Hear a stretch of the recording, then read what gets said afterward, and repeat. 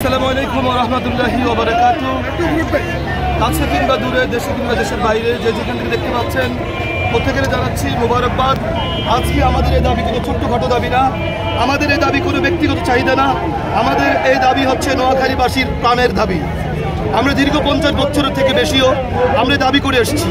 Specially 93 থেকে 1993 থেকে আন্দোলন সংগ্রাম কন্টিনিউ চলে যাচ্ছে। বিগত 50 বছর থেকে দেখেছি অনেক জেলায় সিটি কর্পোরেশন হয় নাই, কিন্তু তাদেরকে বিভাগ ঘোষণা করেছে। আমরা দেখেছি নোয়াখালী বাংলাদেশের স্বাধীনতার ইতিহাসে সবচাইতে মুখ্য ভূমিকা রেখেছেন। এই নোয়াখালী স্বাধীনতার পর নোয়াখালীকে সবাই কংগ্রেচুলেশন, ধন্যবাদ, মোবারকবাদ দিয়েছে, কিন্তু উন্নয়নের দিকে কেউ সাড়া দেয় নাই। আজকে বাংলাদেশকে উন্নত রাষ্ট্রে মাথা উঁচু করে দাঁড়িয়েতে ব্যবসা বলেন, কলকারখানা বলেন, অফিস ইন্ডাস্ট্রি বলেন, শিক্ষা দীক্ষা বলেন, এই নোয়াখালীর মানুষরাই কিন্তু মাথা উঁচু করে দাঁড়িয়েছে। আজকে বাংলাদেশ যখন এই অর্থনৈতিক কেলেঙ্কারিতে মাথা নিচু হয়ে যাচ্ছিল, তখন এই রেমিটেন্স যোদ্ধা নোয়াখালীর 10 লক্ষর উপরে আবার রেমিটেন্স ভাইরা এবং এত পরিমাণ অর্থ পাঠিয়েছে, বাংলাদেশকে দেউলিয়ার হাত থেকে বাঁচিয়েছে নোয়াখালীবাসী। সুতরাং যারা নোয়াখালীবাসীর প্রতি অত্যাচার করেছেন, নোয়াখালীবাসীর প্রতি অন্যায় করে যাচ্ছেন, তাদেরকে আমি বলতে চাই, আল্লাহর রাস্তে ঘৃণা আর হিংসার আর জেলাসের চোখকে ফিরিয়ে নেন, অন্তরকে প্রশস্ত করেন, আকাশ থেকে শিক্ষা নেন।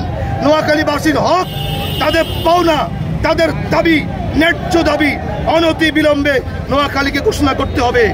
আমার নোয়াখালী অর্থে বিত্তে নাম্বার 1 পুরো বাংলাদেশে। তাহলে আমার নোয়াখালী মানুষের জন্য একটা এয়ারপোর্ট কেন করা হয় নাই? বাংলাদেশে চতুর্দিকে সারা বিশ্বে 10,000 রেমিটেন্স যখন দেশে আসে, তাদের সেখানে এয়ারপোর্টে হেনস্থা হতে হয়, গাড়িতে বাস রিজার্ভ করতে, মাইক্রো রিজার্ভ করতে তারা হয়রানি হতে হয়। তাদের জন্য ডোমিনোস একটা এয়ারপোর্ট কেন করা হয় নাই? নোয়াখালীতে আন্তর্জাতিক মানের একটা রেলওয়ে করা হয় নাই? নোয়াখালীতে কেন একটি ভালো ট্রেন দেওয়া হয় নাই?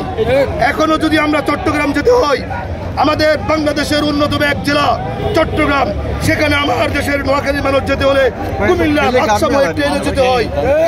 নোয়াখালীতে ভালো একটা ট্রেন ব্যবস্থা কেন চট্টগ্রামের জন্য রাখা হয় নাই?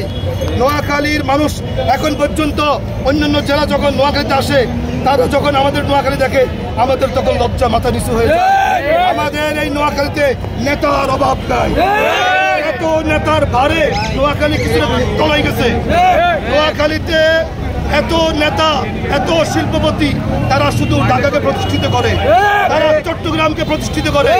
তারা যদি নোয়াখালীকে প্রতিষ্ঠিত করতো, তুমি কলকারখানা করো, তুমি নোয়াখালীতে করো। শুধু 20 জন শ্রেষ্ঠ ধনীর মধ্যে নোয়াখালীর 11 জনই হচ্ছে নোয়াখালী বেগম।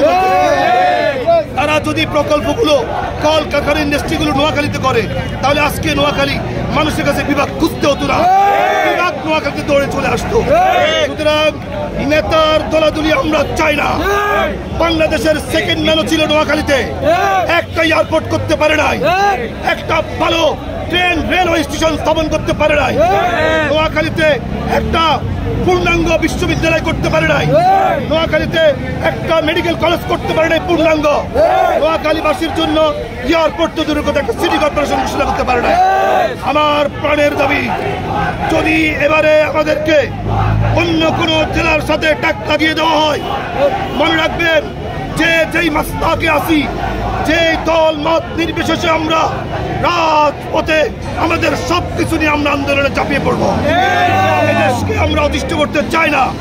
যদি ভালো চান, আমাদের উপর অন্যায় বিচার করবেন না। এত বছর যারা বিভাগ চাই নাই, বরিশাল বিভাগ চাই নাই, তাদেরকে দিয়েছেন। সিলেট বিভাগ চাই নাই, তাদেরকে দিয়েছেন। আমাদেরকে বঞ্চিত করতেছেন কেন? রেমিটেন্স 10 লক্ষ যদি বন্ধ করে দেয়, নোয়াখালীর মানুষ কলকারখানা বন্ধ করে দেয়, সচিবালয় থেকে শুরু করে যতগুলো প্রশ্ন আছে বন্ধ করে দেয়, 1 ঘন্টার মধ্যে বাংলাদেশ অচল হয়ে যাবে।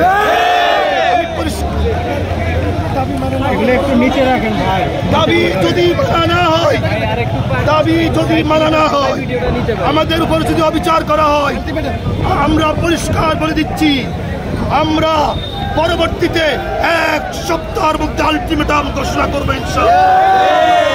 যদি ওই আলটিমেটামে এই নোয়াখালী থেকে ঢাকা থেকে চট্টগ্রাম রোড অবরুদ্ধ হয়ে যাবে, অফিস কলকারখানা ইন্ডাস্ট্রি বন্ধ হয়ে যাবে, ঢাকার গার্মেন্টস নোয়াখালীর মালিকরা গার্মেন্টস বন্ধ করে দেবে, সচিবালয় লোক কলম চালানো বন্ধ করে দেবে, ডিসি প্রশাসন কাজ বন্ধ করে রাজপথে নেমে পড়বে, মাদ্রাসা মসজিদ মন্দির থেকে স্লোগান আসবে, দাবির মধ্যে একটাই